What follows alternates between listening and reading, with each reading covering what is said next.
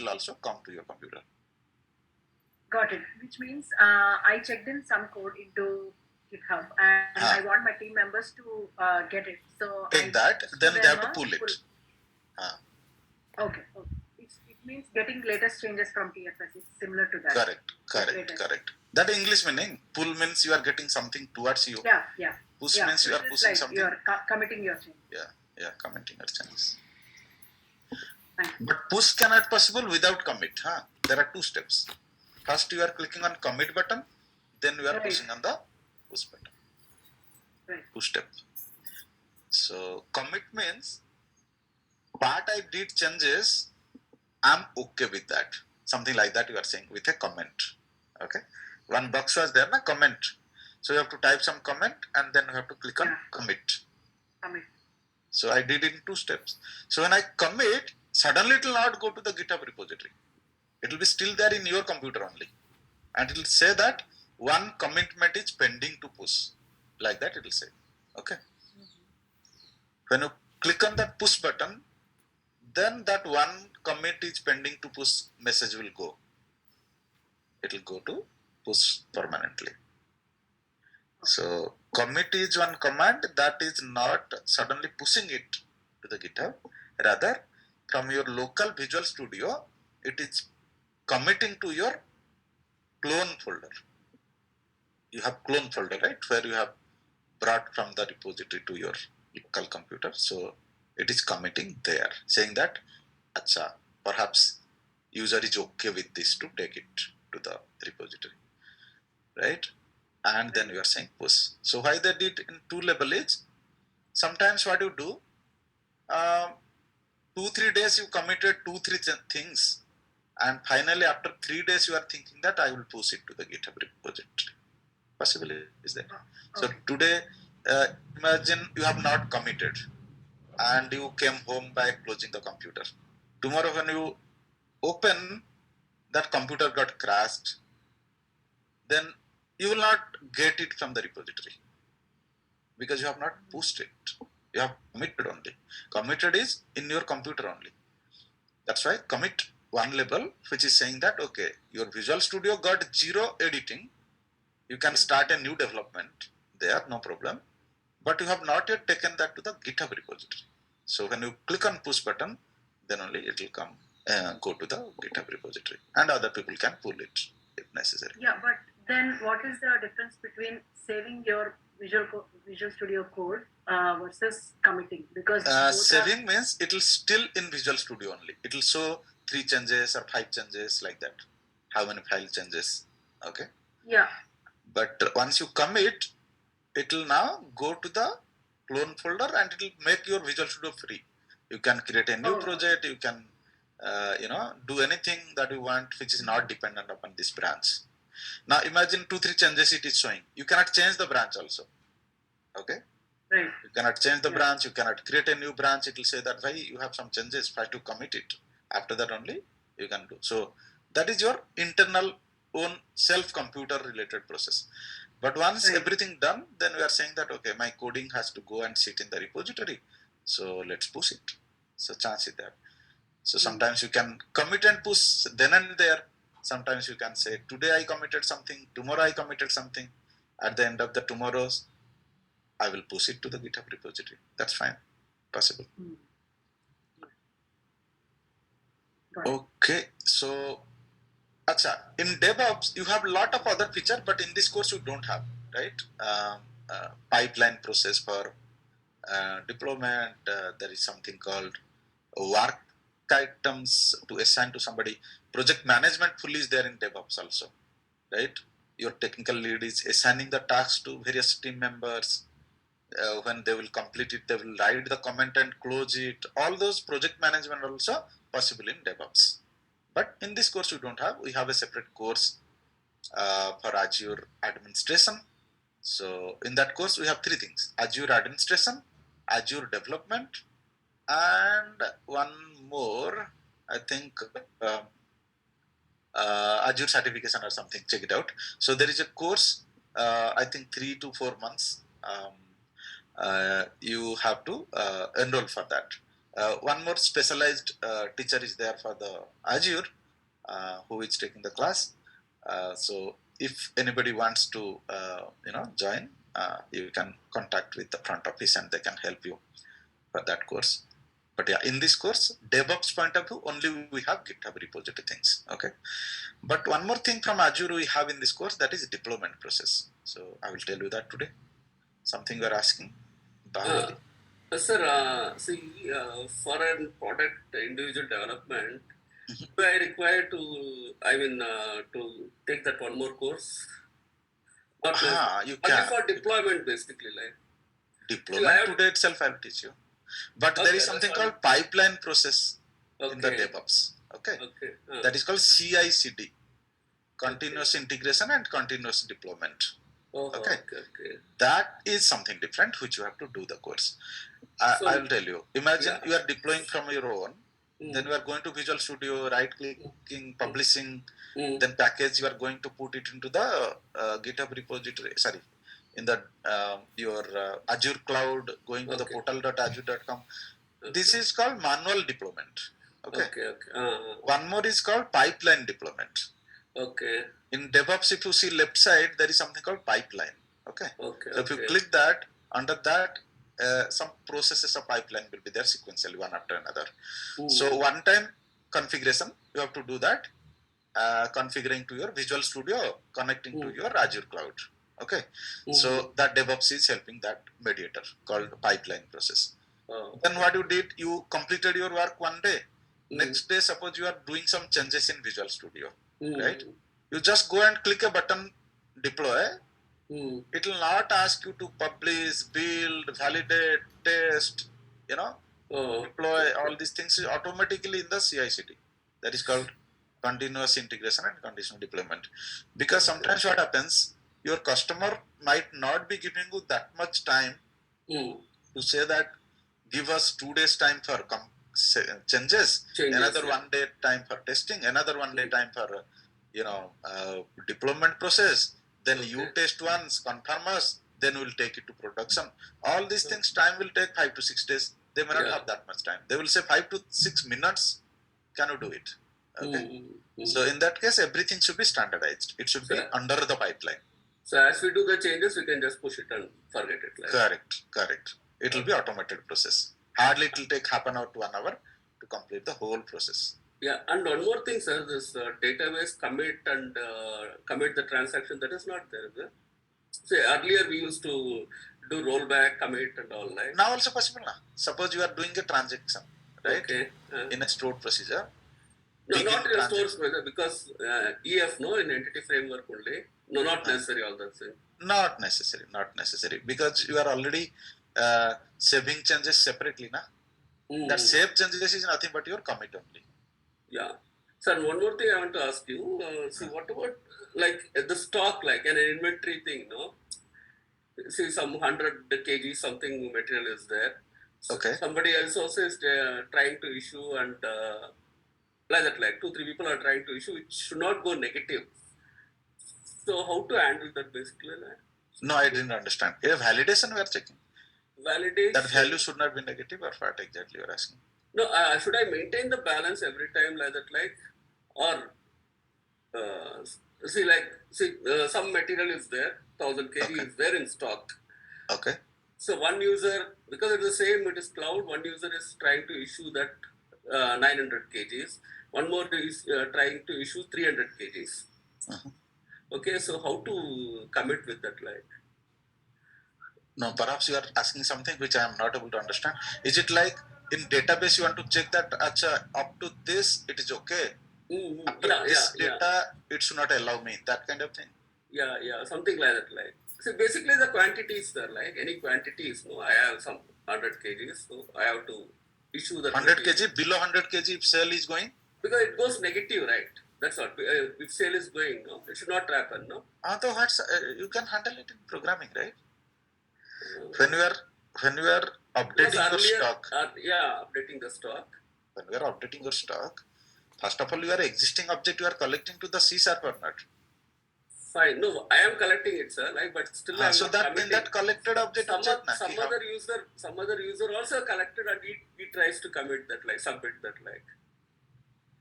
In that case. at the same time. Same time. See, there are two users in the same database. 1000 kg stock is there. So I am trying to do all the process. I'll say 900 kgs, and I'll wait for that, like. So I'm seeing the stock 900 kgs. Then you have to handle it in database side. In the database side. In the database side. Okay, so that Okay, means okay. when you are doing the insert, Insert that time you object. have to check. No doubt, you also collected the object number 1. He Yes, also collected object collected number one. 1. Yes, yeah. But while pushing the data, it will be in queue only. It will never allow 2 insert command at the same time for same table. That is for sure. Oh, okay. Fine. So whatever, even 10 people also collected the existing data, but when they are pushing it to the database, it will definitely one after another only. It will never happen parallel. There is nothing called parallel insert. Parallel insertion. Your SQL server itself will make it in a queue, and one by one only it will allow. It will allow, like, okay. So fine. that time you have to check if in that case, a balance is a virtual thing, no? So usually what we do, debit credit. 100 kgs came, 200 kgs went. So 200 kgs came, 100 kgs went. So balance is 100 kgs. But we never store in earlier and all. I never used to store that 100 kgs like that. Like virtually, it will calculate like that. So now I have to store that balance also. Is that correct? Okay. But always you have to store balance. Otherwise, if you close the session, how that balance will be maintained in database? That's all. Imagine your internet disconnected. How your balance will be maintained in database? Because transaction every time we used to calculate, like that's what I'm asking. So after calculating, of course you have to. Like stock keeping. Balance means your stock keeping. So if you calculated stock and allowed your purchase, if you not store that stock amount in your database, then it's a problem, na? Then next time when it will come, how it will? Yeah. So you have to store that. So I have to store the balance every time like that. Yes. Fine. Yeah, thank you, sir. Okay, so today what we'll do is we will do some deployment process. Let me plan out something.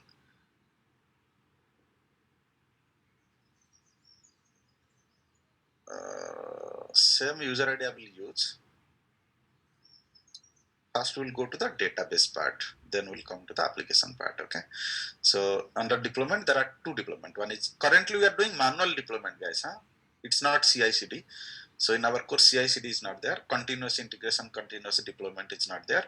We are doing manual deployment. That means there are some certain processes you have to follow to deploy the application. So I will show you how to do that. Just observe it. Acha, here in Azure, few things is payment based only. So obviously I will not use that, but I will share you some other video, okay, which I have used with payment membership. Every batch I will ask some student to spend some 2,000, 3,000 rupees, right?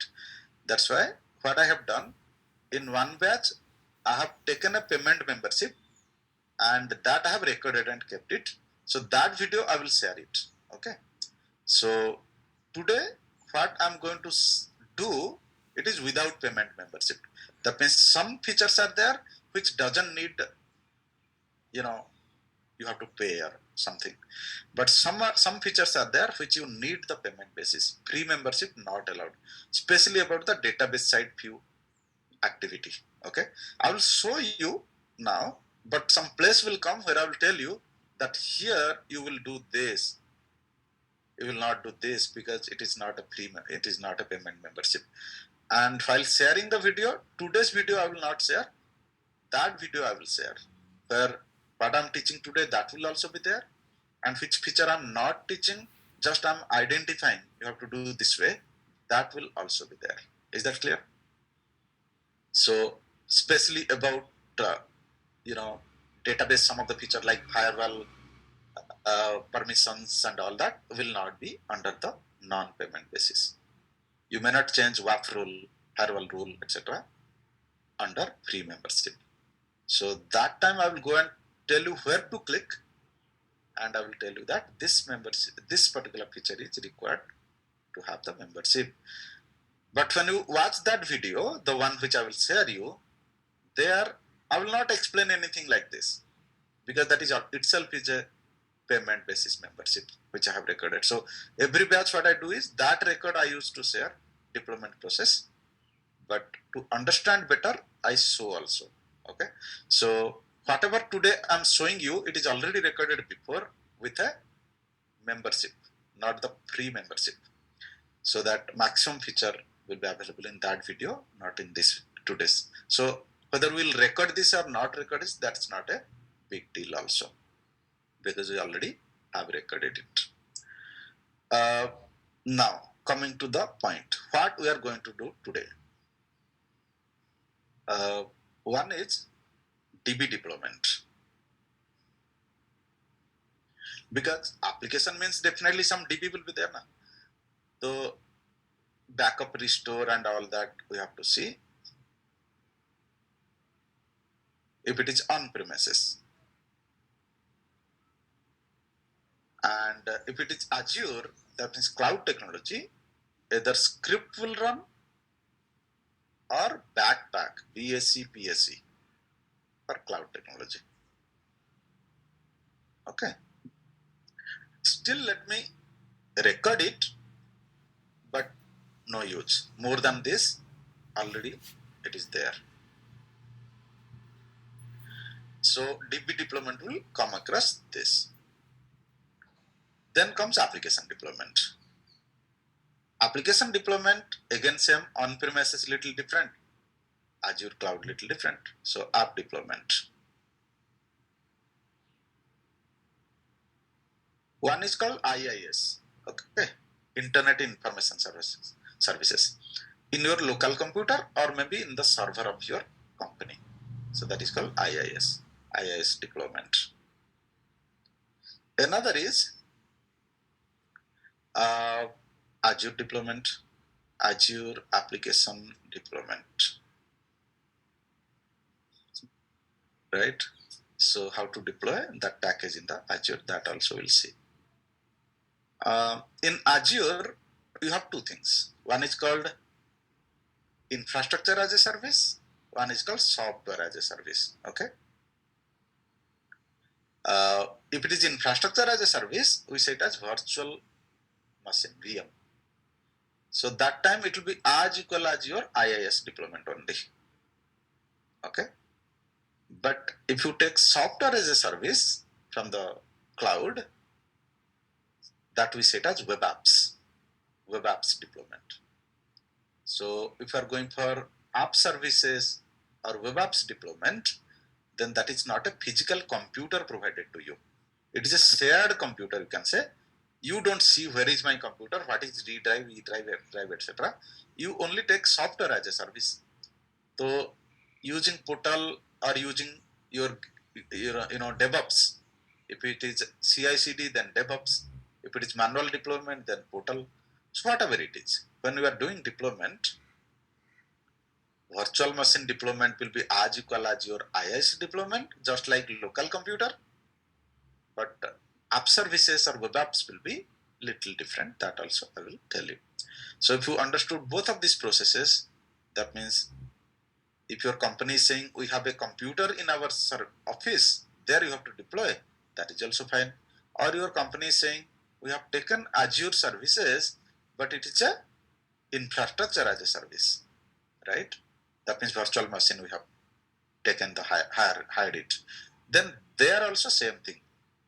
Instead of your company computer, you are opening Azure computer, you can say. In Azure environment you are going and you are accessing, particularly like you access a remote desktop, right? Similar way, you are accessing remote desktop of that computer, which is physically available somewhere in Singapore or Central Asia or maybe USA or somewhere. Region wise they have various data centers. But when you say app services or web apps facility in the Azure, that time you never know where it is, and somewhere, not maybe in India or so, somewhere else, and you don't need to bother also. They will say you use the software, why you are bothering about location? We will manage it. Maybe 3 places will keep it per site.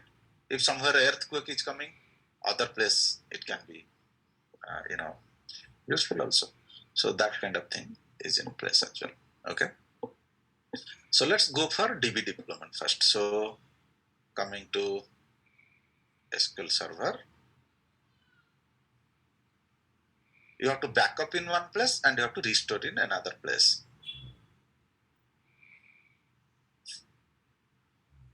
When we will go to the recorded video, which is already there, you will see little in detail. But currently what I'm showing is, these are all easy things. So just I'm identifying the things and quickly completing it. Like right click, click on backup, say okay, over. There you go, right click, click on restore, say okay, browse it and say okay, over. So like that, it is simple processes, so it will not take much time.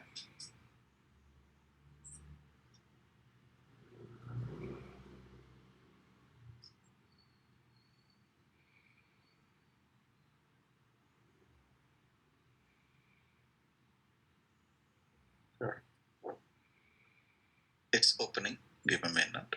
Yeah, anybody saying something? Sir, it's suitable to Windows Form application also. Windows Form is always on premises.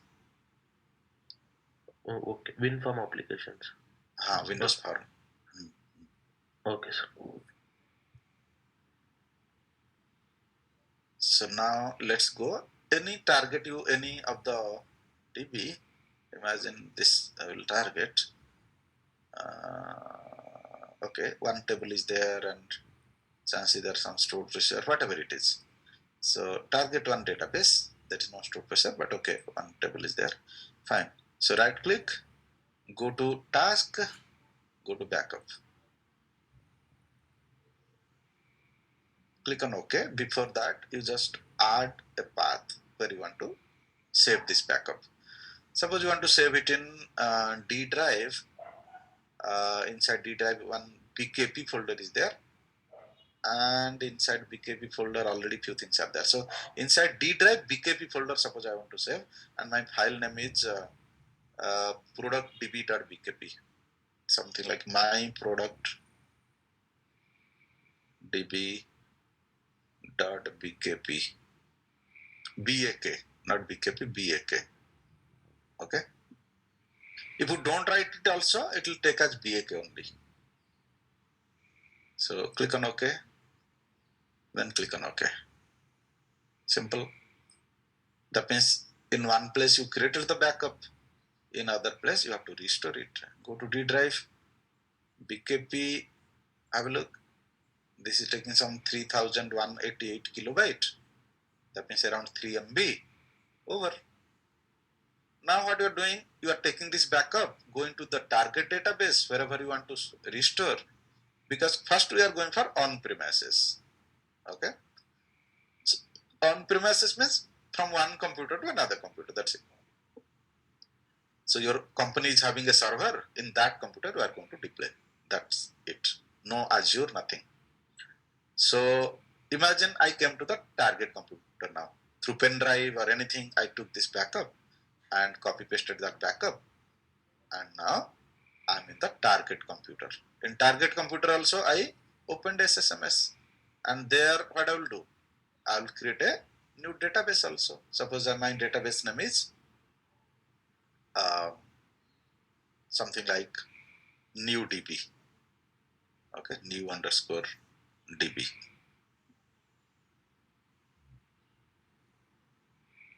So in this new DB, I want to restore that. All right, so right click here, task, restore. Restore database or restore file and file group. So I will say restore database. So under restore database, you have to look at that path where your backup is available. So I will go to device. If I will go to database, what will happen? Current computer database only I can copy, just like this.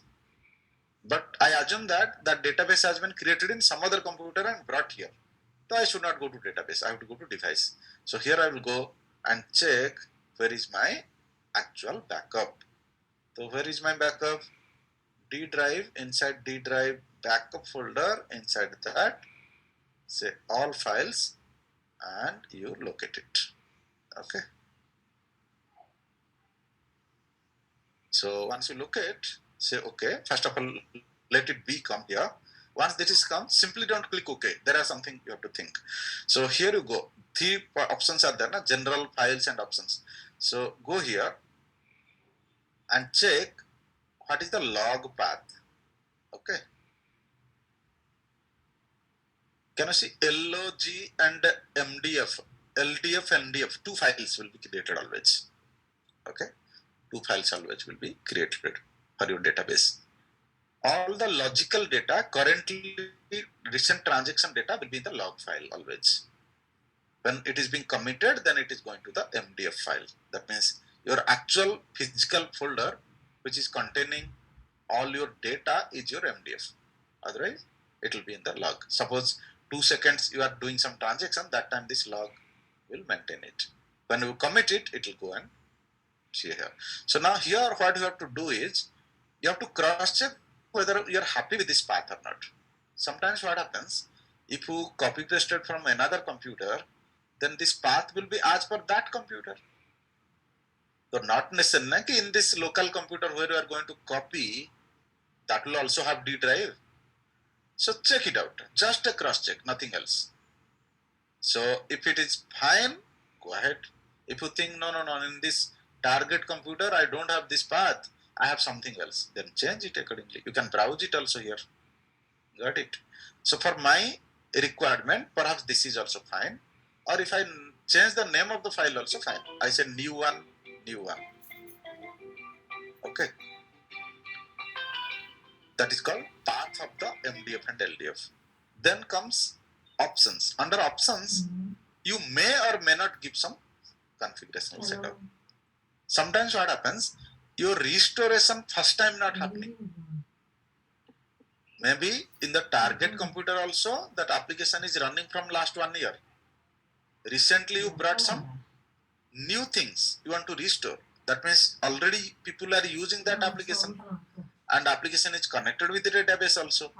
So when you are going to restore, it will disturb existing whoever is accessing this.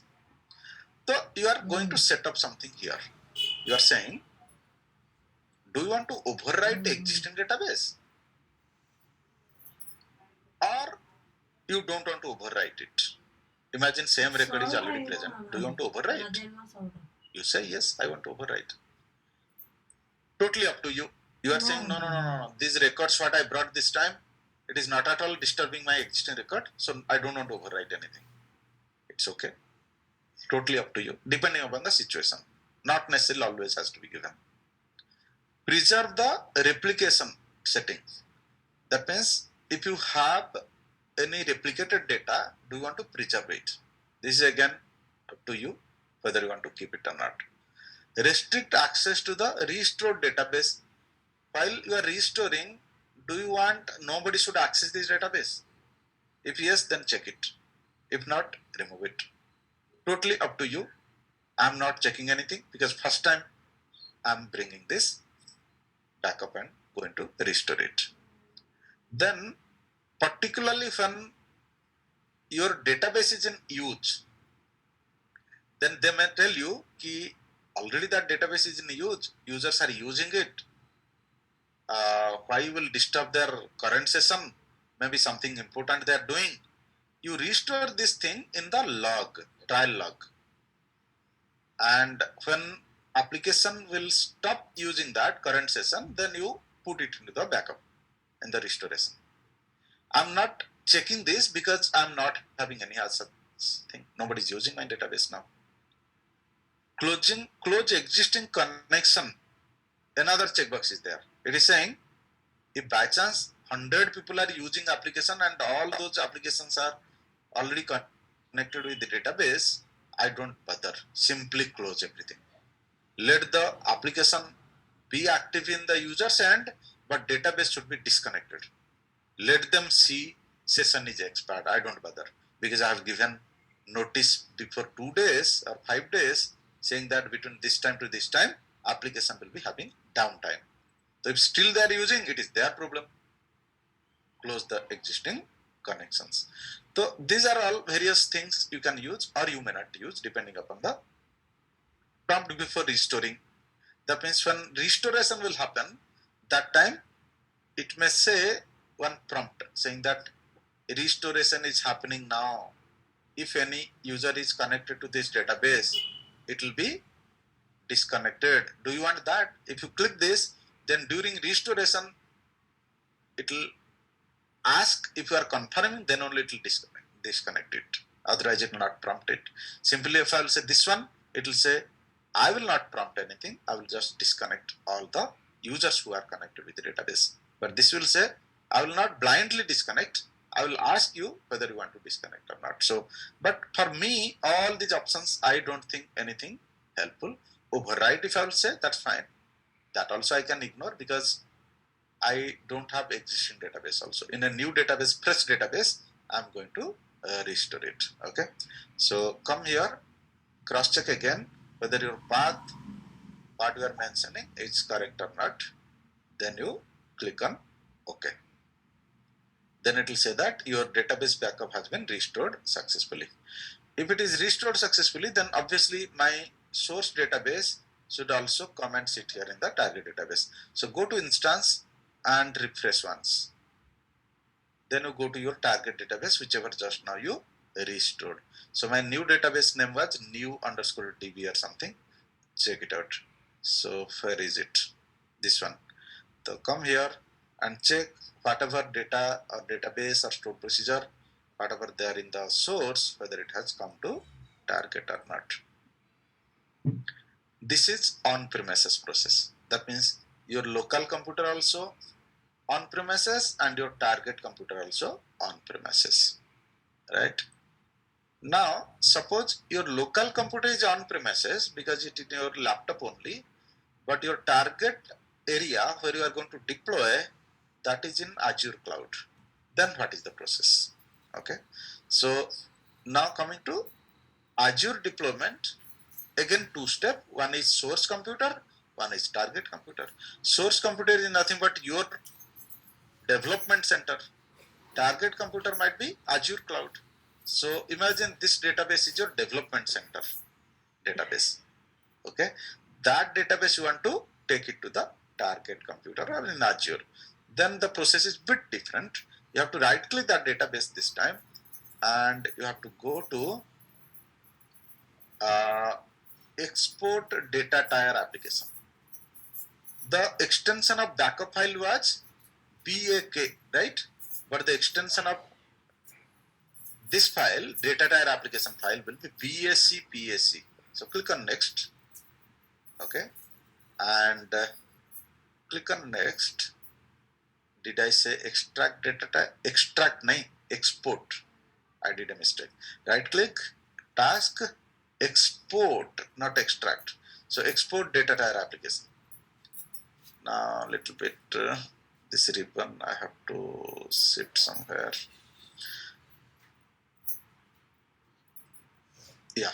So click on next. Go to advanced. It will show you whatever components are available. Imagine 10 stored procedure, one database, one table or something, all will show here. Then sometimes people will say that everything I don't want to take, partially I want to take. It's okay. Suppose this time you want to take everything, then select all, right? Then come to settings. Go to browse. Where exactly you want to take your backpack, BAC, okay?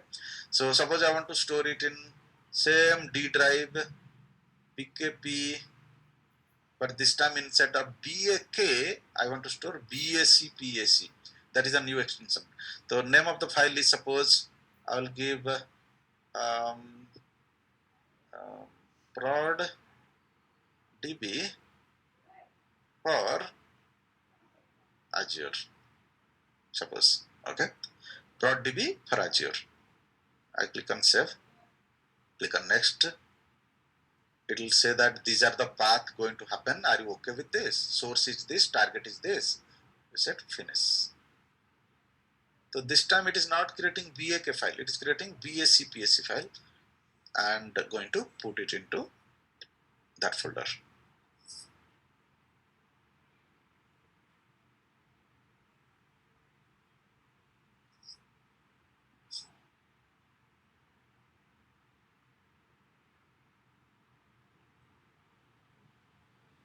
All right, all success, operation complete, close it.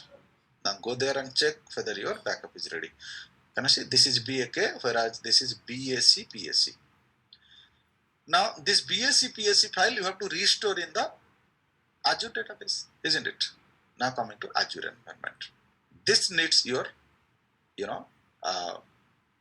membership, proper membership, license-based membership, but I will tell you the process.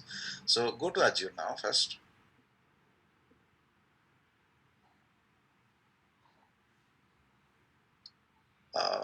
Portal.azure.com.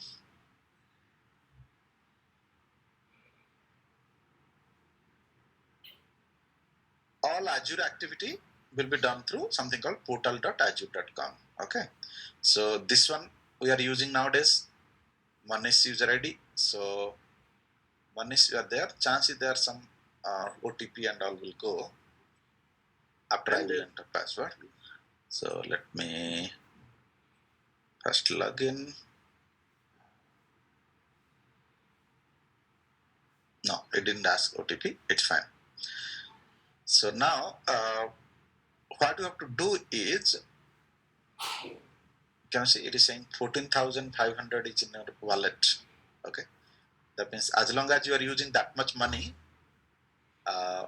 you are good. If that money is over, wallet money, or your 1 month period or whatever period they might have given, that is over, any one of is over, whichever over first, then it will close the membership. Okay, but automatically they will not deduct money from the credit card without informing you, that is for sure. So go to SQL Server. First of all, you have to go to SQL Server. So if I will go to SQL database, here whatever services you are going to use in Azure, first of all you have to create a resource group. Okay, RG, resource group.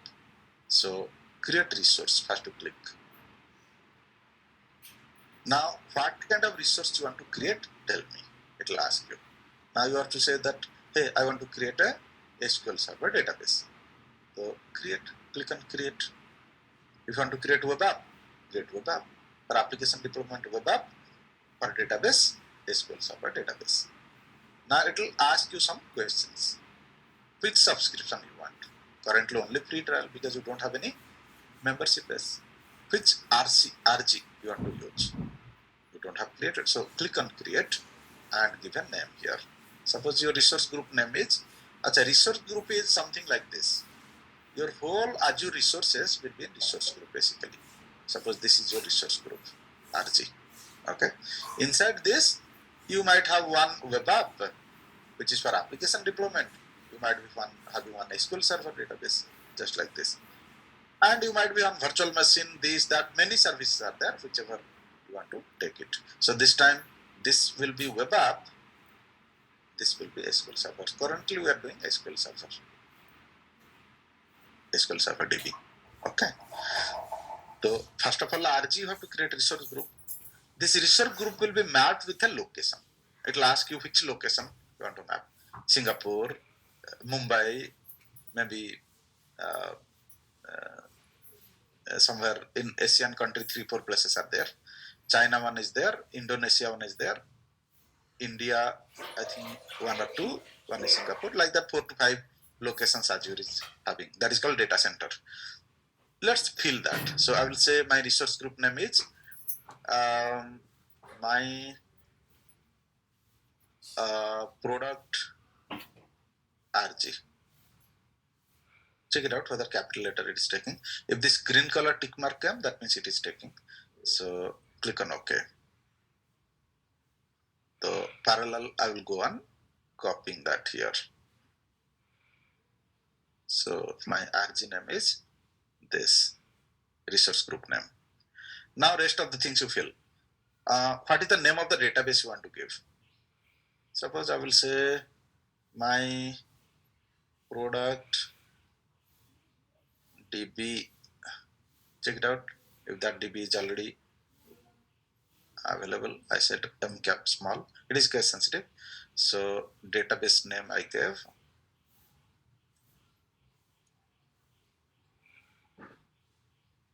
Just for my reference, I'm keeping it. Okay. Server. See, in SQL Server, there is something called instance. Under that instance only, you create a database. Na? The database is okay, my product DB, but under which instance, which server you want to give it? So go there and fill that. So server name also you give something like my DB or prod DB server. Check it out whether it is allowed. Achha, create new, na? We have not created. So my prod DB server. Then which location? Your server name cannot contain, can contain only lowercase. It's okay. So we'll give my prod DB server. Check it out whether it is correct. Yeah. So copy this and keep it for your future use.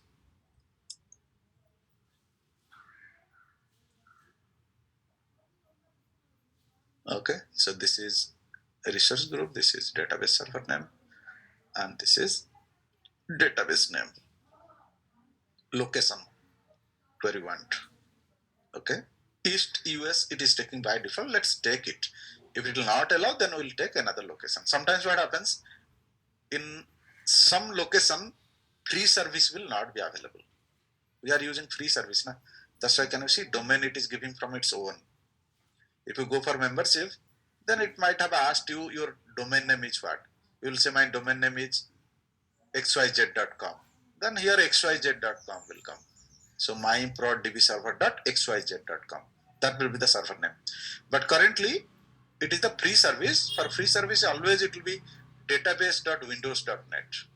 That is Microsoft's default domain name in the server name. Then comes location. I'm not changing anything. It is giving by default. Let's take it. Because whichever gives by default, it will be definitely having that facility. What we are going to take. Let's see. If not, then we'll change it. Then comes, what is it? Authentication method. Okay. One is called Azure authentication. One is called both SQL Server and Azure authentication. One is called use SQL authentication. Right?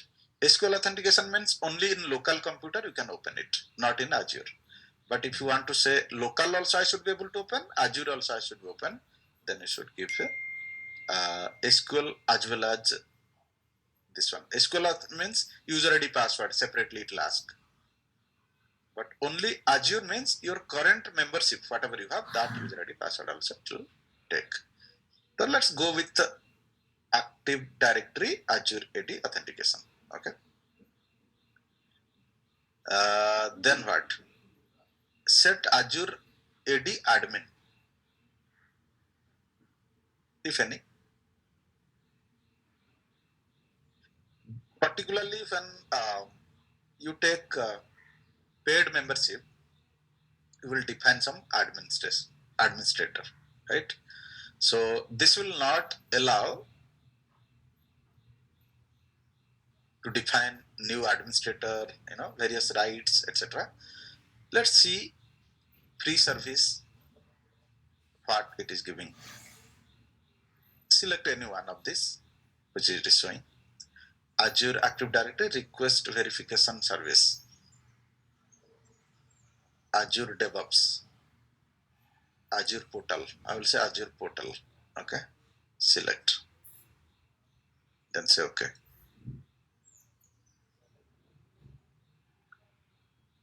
Now, once you click on OK, once you review and then click on Create. Okay. This is the review. And then click on Create. So currently you are preparing the resource in your Azure portal. That means you are already having Imagine membership. Under that membership, you are creating one resource group. Under the resource group, you are preparing one database server. Under that database server, you are preparing one database. Data will not be there because first time you are creating the database in the Azure. So server as well as database. It is taking time. You can see you should not do anything during that time. In that bell icon, can you see one line is going on? That means that is the identification that process is happening. You should not do anything. Wait for that. Or you can see these three dots will be blinking. So once it is stopped, then your work is over. That means your database server as well as database both has been created successfully under the free trial version. So during this period only, it will check what is the membership, and based on that membership, the selected features are available or not available. Some of the features may not be available. Like I said, firewall, work policy, Azure Active Directory. Some of the features, they will need money. Okay. Commercial use. So when you will do complete Azure course, all those features you can use with proper membership, not free membership. So have a look. It has created the resource group as well as database server and your database. Okay. So still it is going on. Wait for it.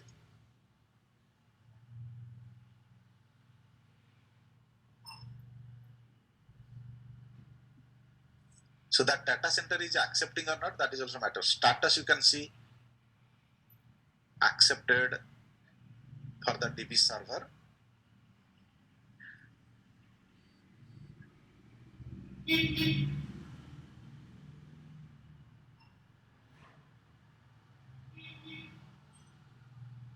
Sir, AWS, we can have the application as well as the database hosted, right? Similar only, both are similar. Okay. Only that option name might be different there, but similar only. Okay. Process almost similar.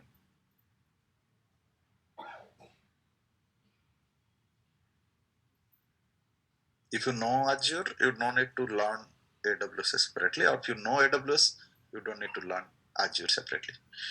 Okay, can you see deployment succeeded? That means your resource, whatever you have ordered, that is done. So what you have ordered, one resource group you ordered, one DB server you ordered, inside that one database also you get the order. So it said that, okay, you have sufficient money for that and I'm able to do it. Why? Because that 14,000 something they have put in wallet, right? So by the way, if any resource is taking some money, it will deduct from that money. Now go to your home. Okay, go to home. You can see whatever you are going on adding, it will come below resources. Okay, so this is your SQL Server database and this is your resource group. Now if you go to SQL Server database, here you can see here server name is this. In connection string, you have to use this one. Okay, in connection string server name, you have to use this one. And if you want to directly copy the connection string, you can copy from here also. This is your connection string for coding purposes. Okay, sorry, that is string copied. You have to open and copy. So database connection string. Here you have to copy. It is clearly saying if you are using edu.net, then you use this. Okay, Active Directory integration, you use this. With password, you use this. All this syntax it will give you. If you are using Java, then JDBC, then use this.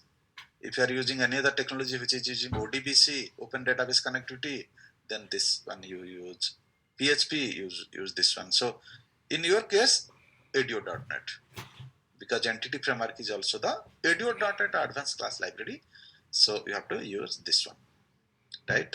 So SQL authentication means this one. Active Directory password authentication means this one. and Active Directory integrated security equal to true means this one. That means no user ID password. So this is connection string that you collected. Now go back one step.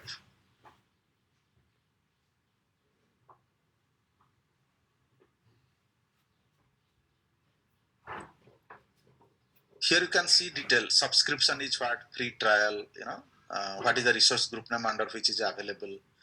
All the information it will show you. Pricing tier. Free membership always gives the minimum tier actually. 10 DTU S0 is their model of the free membership. Okay. This DTU will go on increasing as the membership will be costly. Based on DTU only, your database speed and number of transactions per second, those will be depend. And how much memory will be allocated, those are all decided based on the pricing tier. So if you click that, it will show you little detail. How much storage will offer, how much DTU will offer. It is saying maximum size will give you up to 250 GB. Okay.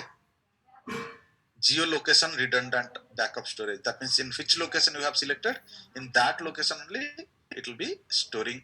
If any natural calamity, then you will lose the data, all these things. So it will give you detailed idea about it. Okay.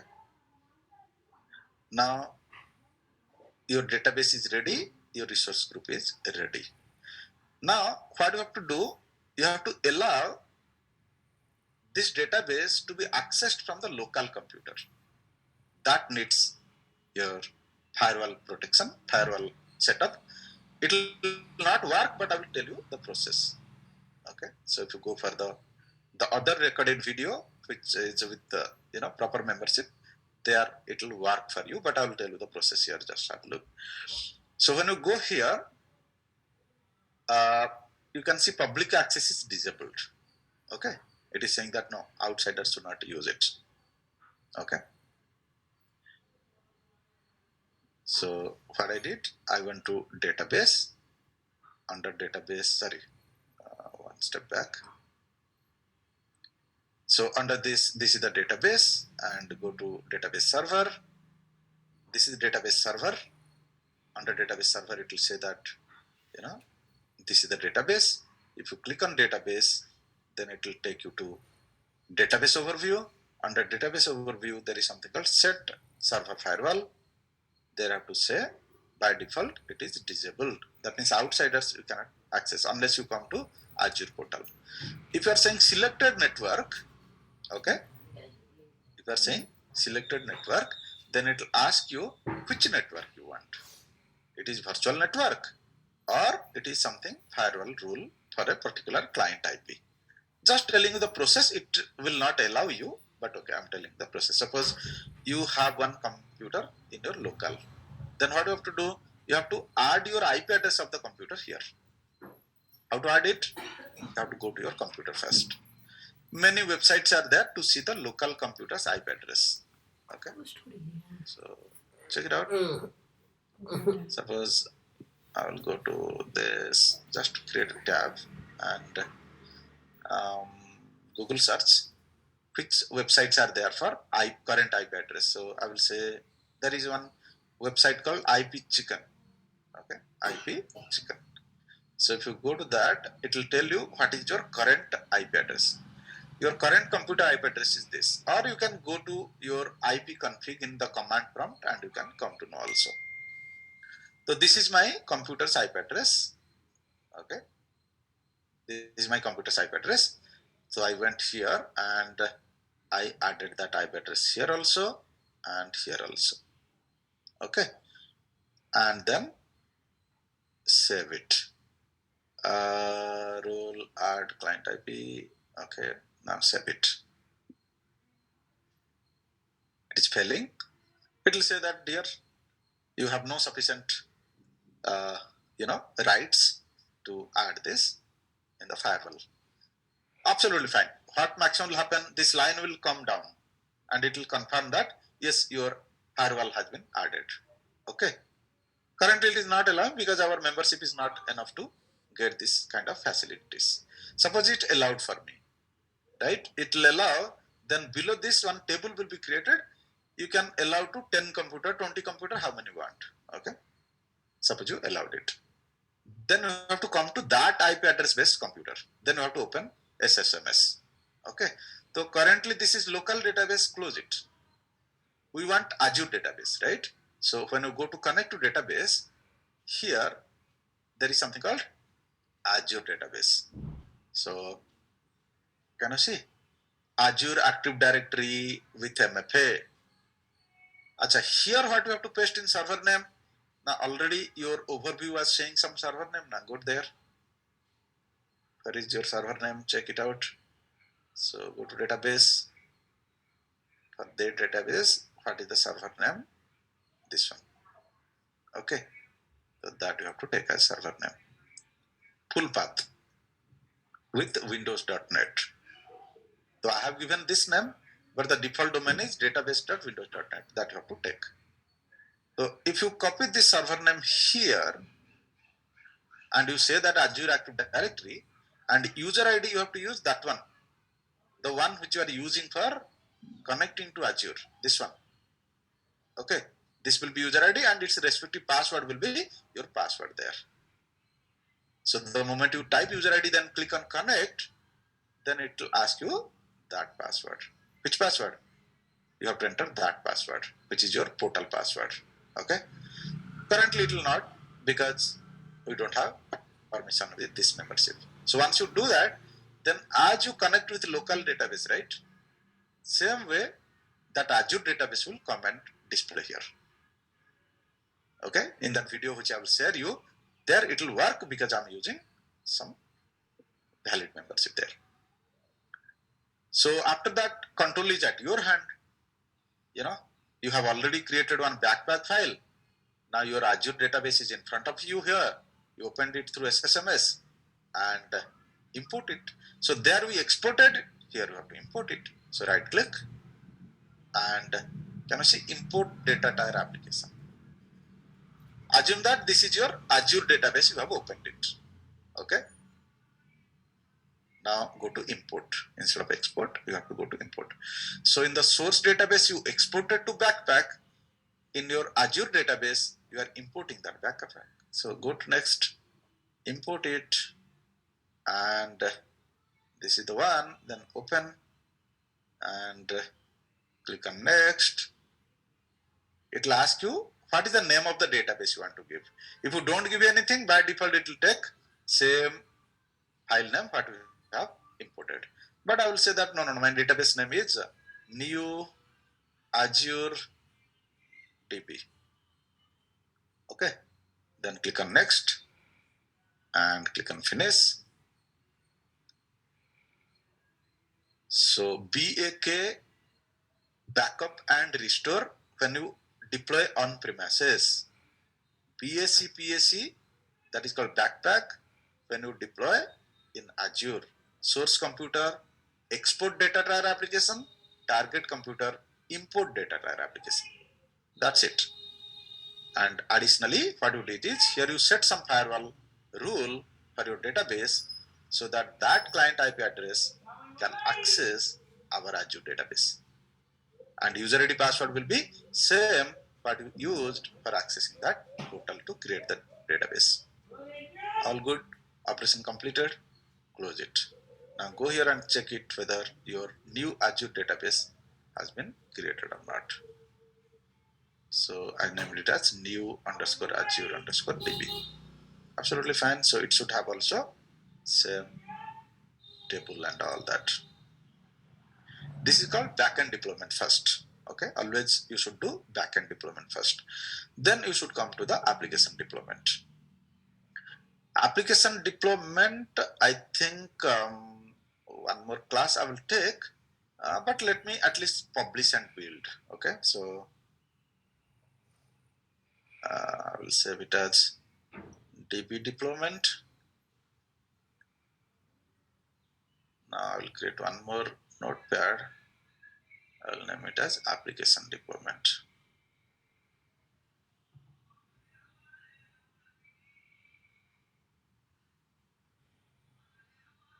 Here also two things. One is on-premises deployment, one is Azure deployment. So first on-premises.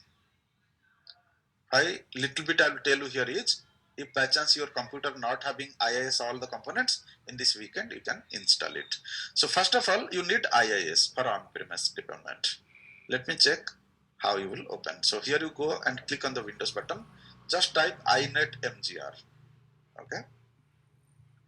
And you will see that IIS. Imagine this is not there in your computer. Chance is there. Then you have to go to control panel and install it. So click here control. Type here control, go to control panel and install it. Go to programs, and here you see something called Windows features on and off. Under that Windows feature on and off, somewhere you will see IIS, Internet Information Services. Can you see? Expand this. Okay. If you have no much idea, just click one time and install it. If you have idea, then you can take a snapshot. Because for deployment process, everything, all component not required. Okay. There are many components available here. But if you have any confusion, just click it, tick mark will come, all these components will be installed. Like for example, FTP. We don't want FTP, right? We want only web deployment, web management tools, some of the tools, and like IIS management console and all that. So, but you can click everything so that it will install. See, okay, then it will ask you that DVD, if you have installed from DVD, if you have installed from pen drive or somewhere, it will ask you to put it again, whichever Windows installation, or if you have copy pasted, it will automatically take wherever you have installed from. Now in the Windows backup, where you have installed that Windows 11 or 10 or whatever, it will fetch it, those components, and install it. If it is piracy, chance is there your IIS, all the components might not be there. Check it out, right? So once you install IIS, then this will come. inet mgr. Open that. Under this, you have to go some of the approaches. This is for deployment purpose. But there is something called pre-deployment activity. You have to open your Visual Studio, whichever application you want to deploy, and you have to build and publish. Common sense. Without build and publish, how will deploy, right? You are not going to deploy C# file, right? You have to deploy DLL only. So that C# file has to be created to DLL. So go to any of the project which you want to deploy, open it and build and publish it. So for building and publishing, I will show you. And you install all of you IIS today if you don't have, so that you can practice it as well, and I will show you how to deploy. So anyone you take, which one should I take? Anything, any web application I will take. So imagine I'm taking where I have at least one screen, I will take that. This one. This I taught you in .NET Core, or how I taught you? Let me check. I think .NET Core.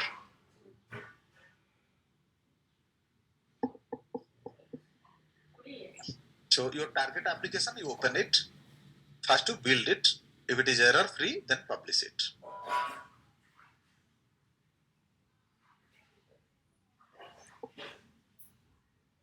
This is called pre-deployment activity. Once you publish, your package will be ready, then only you can deploy it. So let me run it, whether anything is coming or not. We'll see. If it is error free, then only go for deployment. Otherwise, you will be, confusing that why error is coming and all that. So just run once. Make sure it is error free.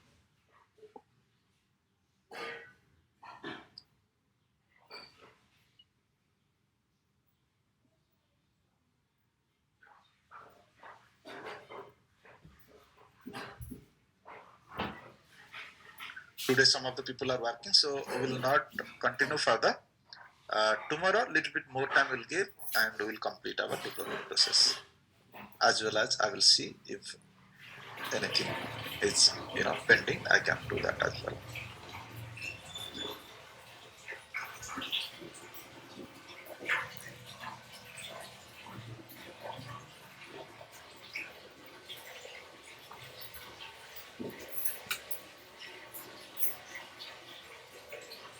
project side, I think I have already explained the feedback, submit some things, right? So anybody started doing that work, guys?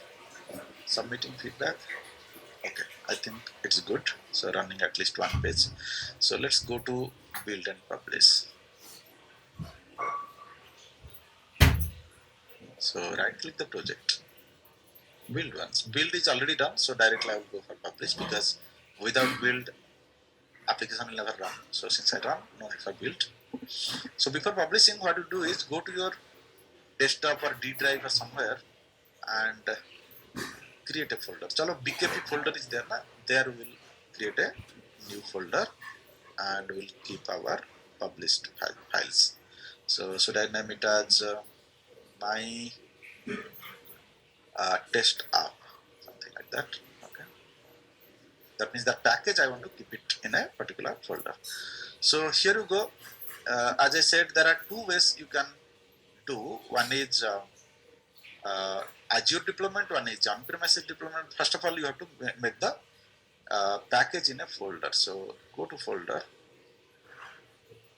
Now it will ask you in which folder you want to keep it. So I will go to D drive. Alright, in the D drive, so there is something called BKP. Inside that my test tab and say OK. Then click on finish. That means it decided at least the path of the folder where to publish it. Okay. So publish profile creation progress. Publish this is created, then close it. That means your publish profile has been created. Target also decided. Just click on publish.